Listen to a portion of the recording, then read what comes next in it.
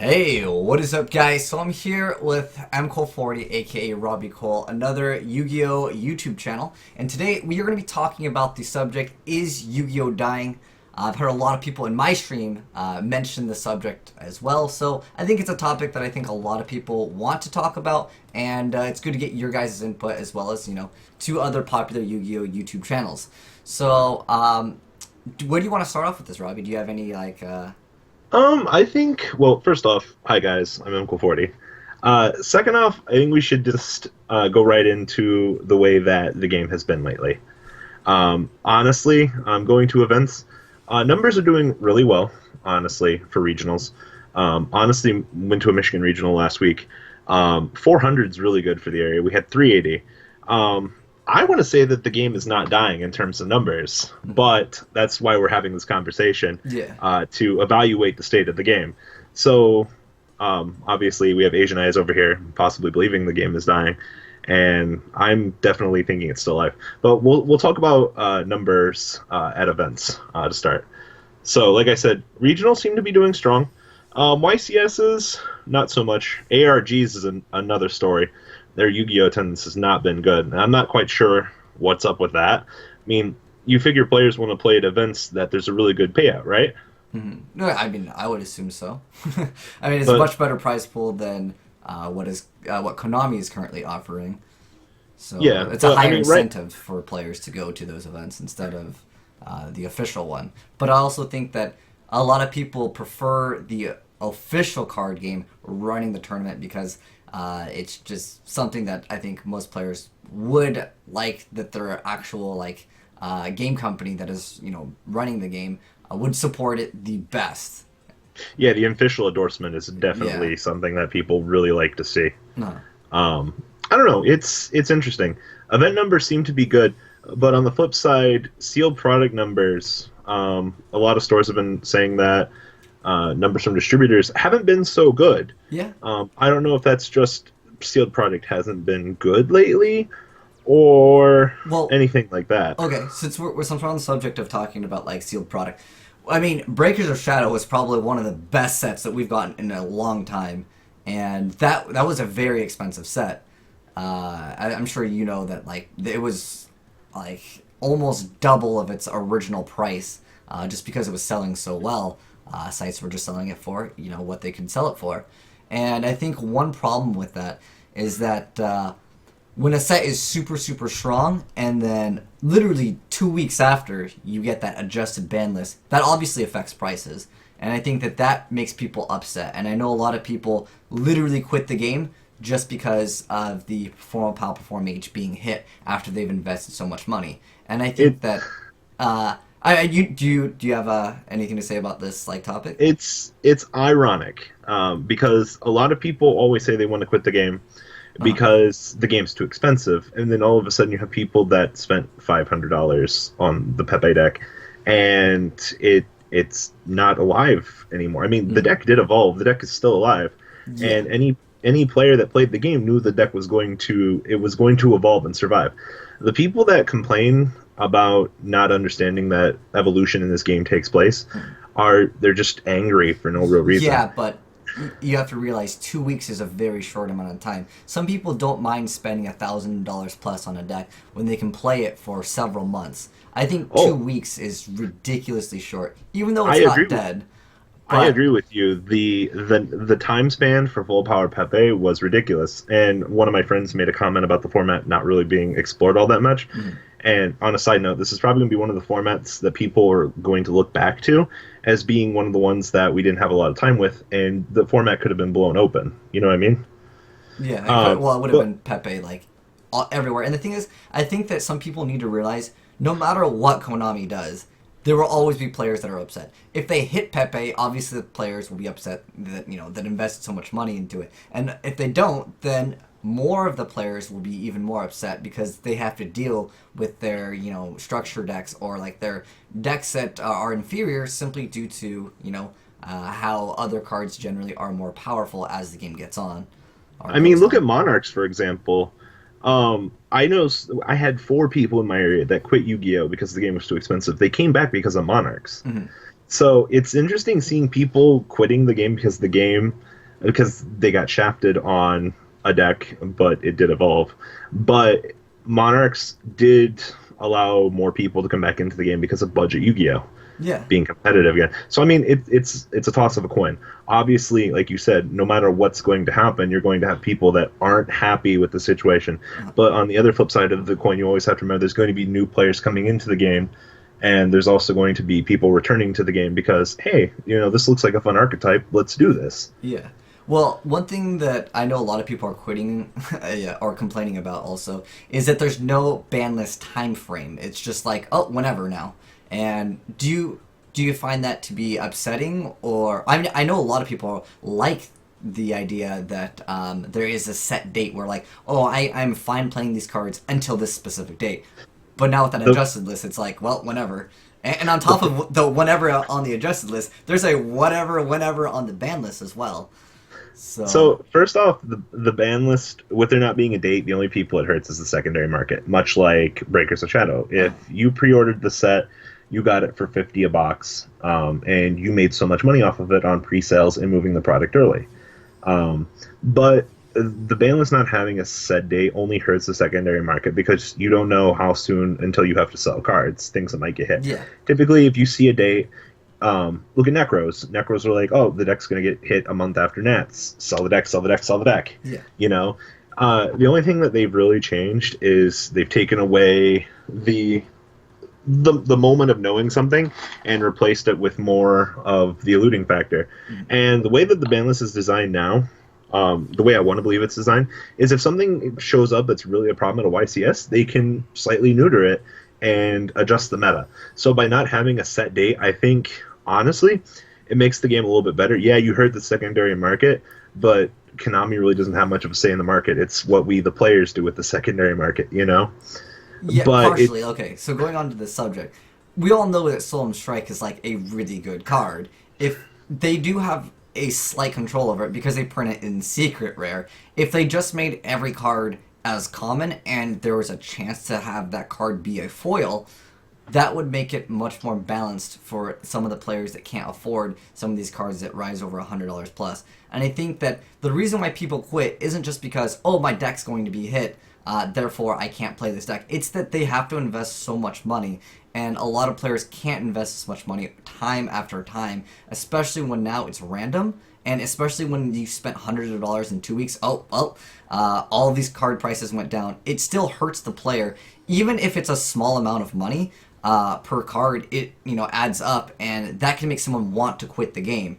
And as far as stat wise goes, because some of you guys know that YouTube is pretty much one of my main sources of income. I don't want this game to die, but I'm saying that the numbers have been down. Even Simply Unlucky, Robbie has mentioned his numbers are down. Like, as a Yu-Gi-Oh community, our numbers are down. Therefore, it's easy to see that people might have a less interest in this game. And in addition to that, talking to companies that promote games just in general, I know that card companies want to push other card games right now. Their main focus is not Yu-Gi-Oh!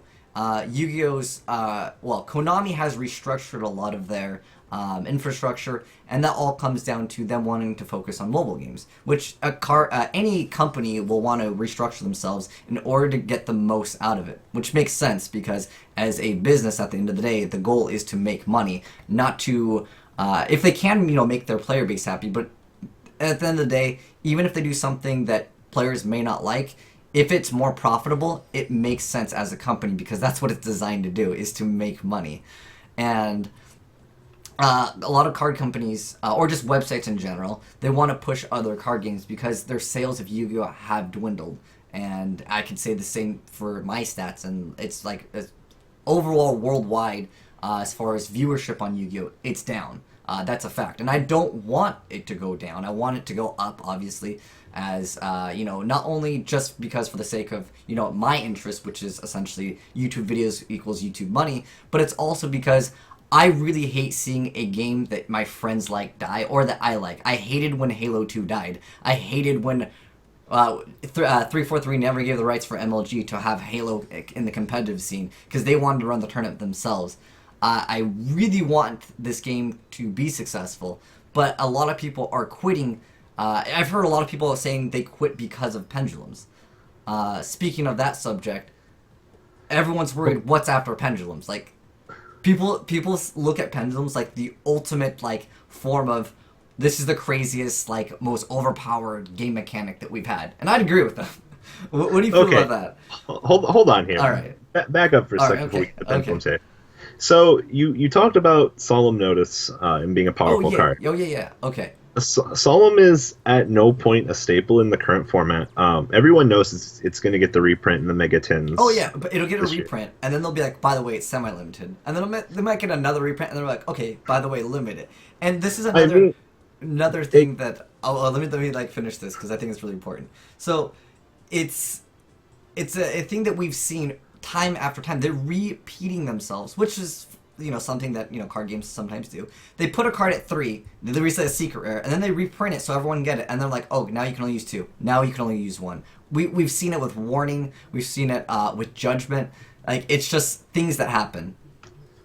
I mean, but there's been trends. People should be following them by now, Yeah, but the thing is, we have a lot of people are entering the game in a new state, and at that point, they might just not have the knowledge, and that can discourage some of the newer players from continuing on playing the game when they're like, oh my gosh, this card's like $70, $80, and then it goes, it slowly will go down in price, not only due to it probably not being as relevant in the game because a new card's going to come out, or okay, that's one of the problems with Yu-Gi-Oh. I mean, there is budget Yu-Gi-Oh at the moment. For the first time since Frog FTK, you can spend $40 and have a competitive deck. Let's be real here. Oh yeah, it's possible. Yeah. But the thing is, I understand that all players want to have access to every card in the thing, but sometimes you have to understand you're playing a card game.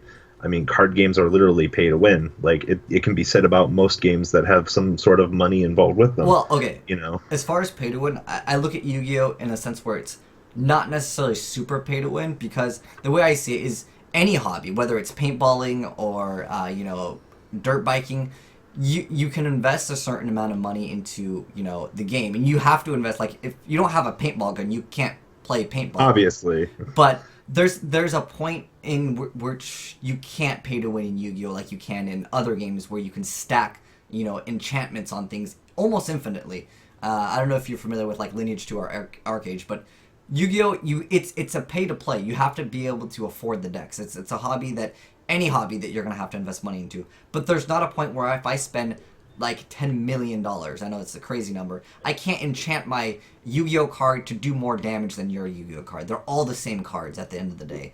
You are right, but Pepe format was very strictly pay to win. Well, I guess some formats will have a certain deck that you have to play. And Dragon Ruler Spellbook, that's like the format. Tier 0. Yeah, that's one of those formats where it's like if you don't play this, you have almost no chance at winning. But I mean, it's the same. It's the same way with Magic Standard at the moment. Standard is the most expensive it's been in a very long time. If not, it is the most expensive, and that's really discouraging to a lot of players in that game. But the thing is, the difference between Yu-Gi-Oh and that is obviously Magic will take care of the problem much sooner than Konami will. And I'm not saying to like rag on Konami or anything, but usually it does take a little bit longer for things to mellow out. I mean, I will give them credit. Taking care of Pepe in 2 weeks seems bad to a lot of players, and a lot of players aren't happy about it. Well, but let's be real, for the betterment of the game, it was a good call. The thing is, I think some players also need to realize the people that are buying more sealed product are the non-competitive player. Those are the players that like to watch the TV show. The majority of players in this game are going to be more casual players. That can be said with any game. So, like, it's in their best interest to support these smaller players generally, because that's just most of the where more of the money is at. There's a lot more. Well, the thing casuals. Is, most of the stores buy up all the sealed product. That's a given. Mm-hmm. I'm pretty sure the product you see sitting at Walmart, done by Beckett or whatever it is probably maybe only 1 or 2% of it. But most of the stores buy out all the pallets of the sealed product. And I mean, yeah, there is good money supporting the casual player at the end of the day, but most of those stores buying up all that sealed product, they're popping it. They're putting singles on the market, and it is interesting because the secondary market is definitely geared more towards the casual player. I mean, look at the Eye of Timaeus and Dark Magician Girl, the Dragon Knight. Look at those card prices. That's insane. Yeah. And most Yeah, it also is due to like fan favorites kind of cards. Yeah, like the casual player's the collector as well. Yeah. Uh-huh. And but it's really insane because some cards like that don't go up in price till much later. And yeah, I mean, a lot of the casual players are going to complain about the card price, but those are because the people that are the casual players want those cards, and it's not so much the competitive players making those cards expensive. It's literally you're doing it to yourself kind of mentality. And Well, it it kind of, also comes down to what rarity they are. Like, I mean, they that want also does that. factor.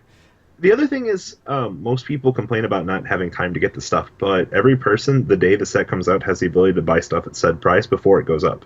Hmm. Look at Phantom Knight Breaksword. That card was literally $15 to $20 before it shot up. Yeah. And people are like, $15 is too much, but now look at it. Like, you Hmm. had the opportunity to buy it where it was, and then it doubled. So I think a lot of the player base punishes themselves because they believe that stuff is going to go down. But if you truly want something, you have to buy in before the hype. Hmm. You know? Well, what do you think of Konami like making a Yu-Gi-Oh game that is the final Yu-Gi-Oh game that just gets updates and patches? Because I spoke with Jason Ray, which he worked on one of the online games that shut down, and I had talked to him and I told him that players do not want to pay real money for cards. And he was like, "This is a really good business model. You can earn cards. The earning cards in that game was so terrible." And I had told him just release skins and just update the game.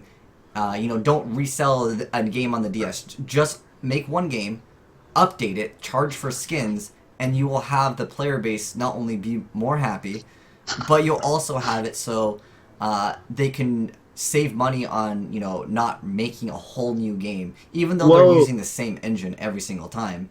well, first off, look at Bushiroad. They literally took a page out of Hearthstone's book, copied the infrastructure, and made Cardfight Online. No.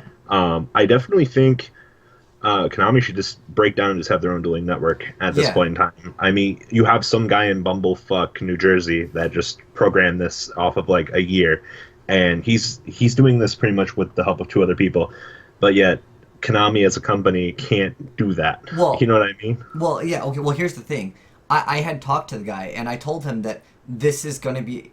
People feel like this is going to be another Yu Gi Oh game where you invest money and time into something, and then they just release a new one, and that really discourages players from putting in money into the game in the first place. Yeah, you have kids that are like 5 years old that take their mom's credit card, spend like $10, but the thing is, over the long run of the game, I think just releasing alternate artwork as skins for real money or card sleeves or things like that, things that are all cosmetic that don't affect the game, where you have access to all the cards at the start, is what the players want. And he said, no, we're going to monetize the game this way. And I told him that it's going to be the same thing. He's like, no, I believe in it. I almost want to talk to him on Skype. I have his Skype. I have his contact information. And the game flopped. And I don't want it to flop. I told him that, this is not the best way to go around in a game. And it's the same problem that all the Yu-Gi-Oh! Online games have had, that they charge too much for these. They charge online for booster packs, and it's just like, I understand that they want to make money, but they'll get way more money at the end of the day when they just release, like, skins. Like, League of Legends has proven that, like, you could make a game really profitable by just releasing skins and things that people just want to just have. It They doesn't. could just go back to the World Championship models that they had a long time ago. That seemed like it worked Yeah, out like really well. I know I'm sounding. I would say I'm definitely sounding negative towards the Yu-Gi-Oh game in general, as far as like the online games. But the thing is, I'm trying to say this to save Yu-Gi-Oh. I'm trying to say this to actually benefit Konami, to make them not only make more money, but also for the sake of the players to be more satisfied. Like, it's a win-win scenario. But hopefully one day they will release a own version of Dueling Network DevPro, whatever they release, and they just update it, and they just give us all the cards at the start. They've never given us all the cards at the start. There's not one Yu-Gi-Oh game, whether it's from the PSP, the DS, the Xbox, the PS3. It doesn't matter. They're just like, they want us to have to get all the cards and pay for. Well, Legacy of the Duelist didn't let you do that. I don't believe, but I don't believe so. yeah, Who I knows? think. Maybe in 2020. Well, the, we'll, the problem with that Legacy of the Duelist game is, like, a few weeks after that game came out, the new ban list was out, and they didn't update it. It's like, oh, you're gonna have to just buy the new game that we're gonna release. That's off the same engine as Decade Duels, which was released for the Xbox 360 years ago. And they That was recycled one of all the music too, and it's just like, are you even trying? That's one of the problems. I mean, in terms of a game, though, they just need to get a platform that's constantly updated, Well, like Dueling Network. yeah, exactly. Like the thing is that I like if it was a whole new game, they had all new music, all new like engine, all new like artwork. Some of the card artwork that they have is like taken from PSP. You can see the terrible resolution. It's just like, really? You're just gonna export this PSP game and throw it on a new console and be like, enjoy, guys, enjoy buying this Enjoy. game. Yeah, exactly. And I think it is not only bad business practice, but it also is hindering them as a company of making potentially more money by just releasing a game with updates. But that's my take on it. I mentioned what I wanted to mention. Um, We need to talk about Pendulums here. yeah. Well, like I want to talk about like what's after Pendulums because a lot of people literally were like, Pendulums out, dude, I quit.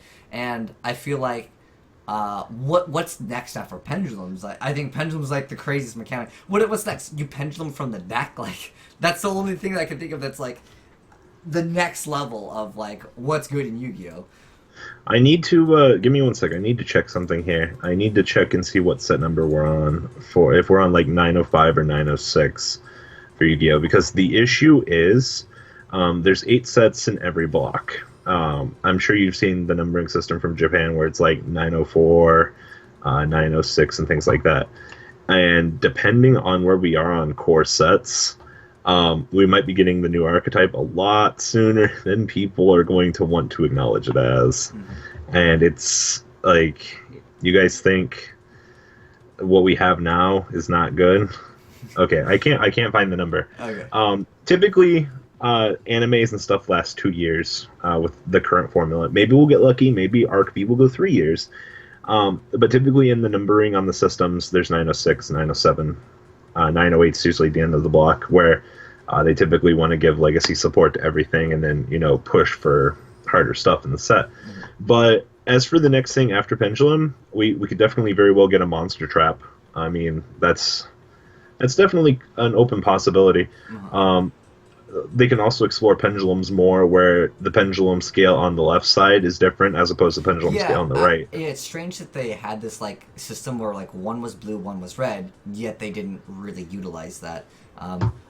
Originally, I've heard that pendulums originally, XYZs originally were supposed to have levels. That's why Baby Tarragon was so strange. That a lot of people didn't understand how that card worked because it itself didn't have a level. But then they just changed it last minute. Sometimes, last minute decisions are made in a game. But like with pendulums, I think it's weird that you have one that's blue and then one that's red, but they're not relevant in the game. They have the same scale on both sides. I mean, it can kind of be like synchros. I mean, let's be real. If we had some of the new synchros that we had during the last synchro era before XYZs were a thing, like, I would have shit my pants. Like, let's be real. Cypherame Omega back in Teledad, that wouldn't have even been fair. Scarlight Archfiend. Oh yeah, just like blow up all the special summon stuff, and then your opponent takes 500 damage for each, and then can still attack. Yeah, I mean, obviously we've gotten a lot more powerful monsters. Yeah, power creep has been insane. Yeah. I definitely think. I mean, pendulums were a bit too powerful for what they are. And I think Konami's been very moderate on the things that they've been trying to do. I mean, let's be real. Cleavefort at full power is like a speck on the radar compared to full power Pepe. Yeah, well, also, one thing that I don't like that they've been doing is they've been re-releasing the same cards that they've already hit. Like, obviously they see Scout, 1-card scale, OP. Okay, Monkey Board, at 3. Okay, then pit it to 1.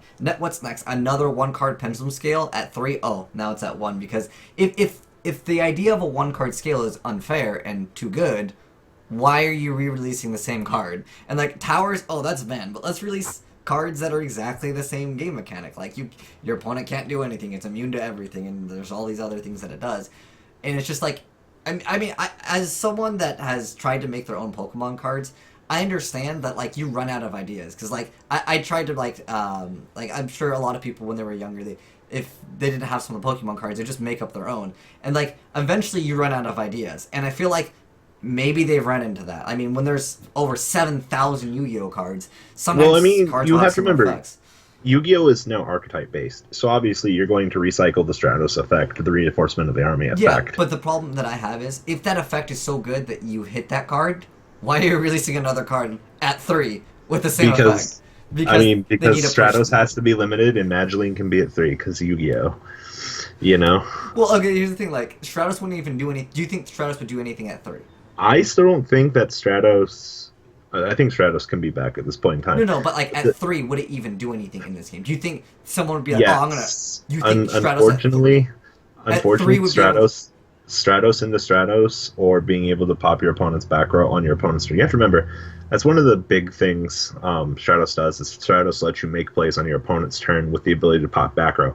And now having multiple Stratoses to call the Haunted and break your opponent's Pendulum scales on their turn, kind of like Karaz and the Light Monarch. But we already have things like Twin Twister, which superiorly outclass most things in the game as far as back row destruction. Yes and no.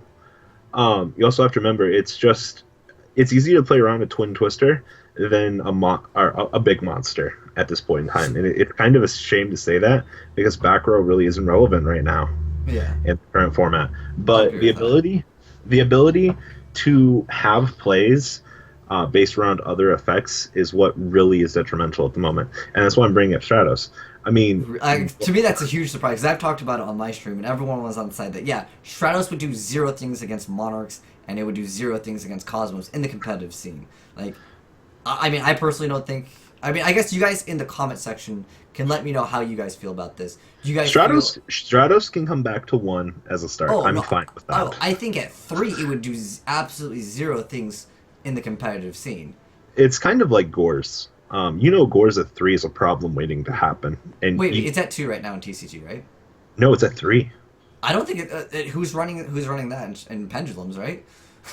But the thing is, every deck that isn't Pendulum right now, the game is slowed down enough to where if I'm playing Monarchs and I don't open them, I can just pass turn 1 Gores you. You have to commit 2 resources to kill it? Well, okay, I hit you with Cosmo Farm Girl. Okay, I search Dark Destroyer. Okay, Dark Destroyer. Like, the game's gotten to the point where it's not even reasonable at all. If I'm not going to let a Cosmo player take advantage of the situation either. Well, if you just said turn 1 pass. Okay. It depends on the situation. But I mean, if I'm getting Farm Girled, I'm going to lose the game. Yeah, I mean, that's what it comes down to. That's what I'm saying. Like, I feel like it has, like, the top decks that people are playing. Obviously, there's Pepe, there's Monarchs, and Cosmos. Unless... Am I forgetting anything? Burning Abyss and Phantom Knights. Phantom Knights, yeah, okay.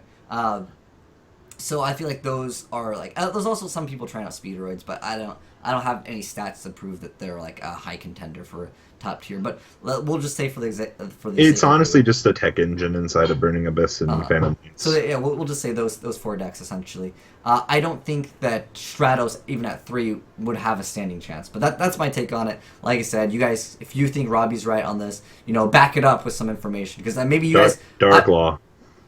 Dark Law, it is pretty good, but that Stormforce is a pretty good card. Honestly, but that's only 1 out of the 4 decks. I mean, honestly, Dark Law beats Pendulums. It beats. It can definitely. Burning Abyss and Phantom Knights. But the problem is, like, Dark Law, at least that I've noticed, and even in the OCG, is that, like, they had to play, like, at one point they were playing Smashing Ground in decks that were hero decks, because Dark Law doesn't deal with a field that already exists. If a field that already exists, then, like, the hero deck is so flawed, because you have to gear your deck to getting out first turn Dark Law, otherwise your deck doesn't Dark Law fast enough.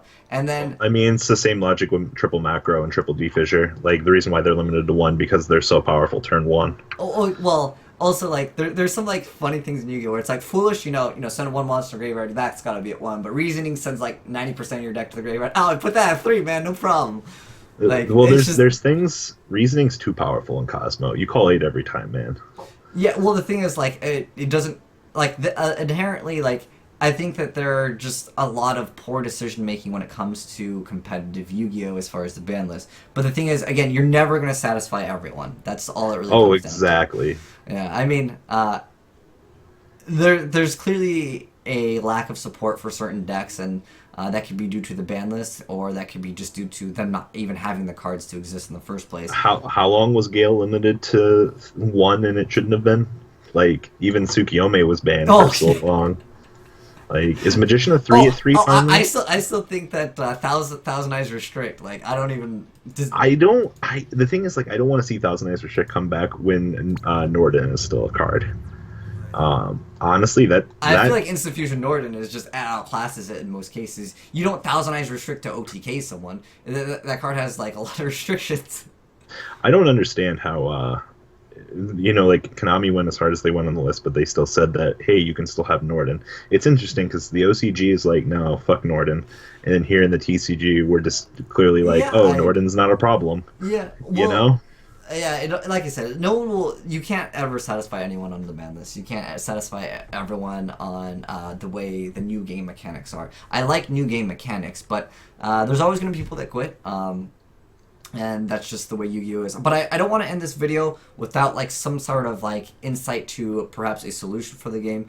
I feel like a great suggestion for Konami, because I do know that they do watch my videos time to time, is that even though like I said, I feel like I'm sounding negative, but I don't want to sound negative, is I think that all the players would enjoy a official Konami version of Yu-Gi-Oh that has all the cards at the start. That only the way that they monetize the game is either have advertisements for upcoming tournaments and stuff like that, or tournaments where you have to pay money. That's fine. And there's Yu-Gi-Oh card prizes and stuff like that. Like you enter your Costly ID, they have your address, they can mail you the prize, real easy through that.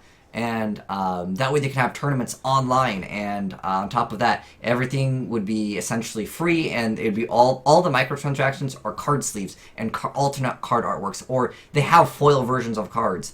None of this YCS prize card that there's like Crush Card virus status good. Obviously Crush Card's not good anymore, but you get the idea. That's not like back in the day. Oh, you didn't have Crush Card. Oh, good luck trying to top. And the first person that won the Crush Card was good to go for the rest of the block. Yeah, But exactly. But my suggestion to this though, I would like to see a date back on the banned and restricted list. Yeah, I was going to say that too.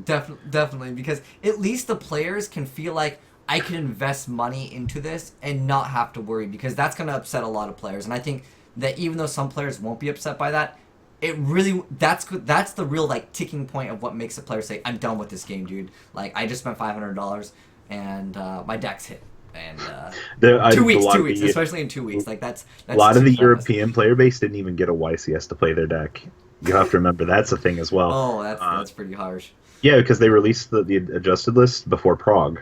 Which gotcha. I believe Prague is this weekend, and all the European players that bought all those cards didn't even get a YCS to play the deck.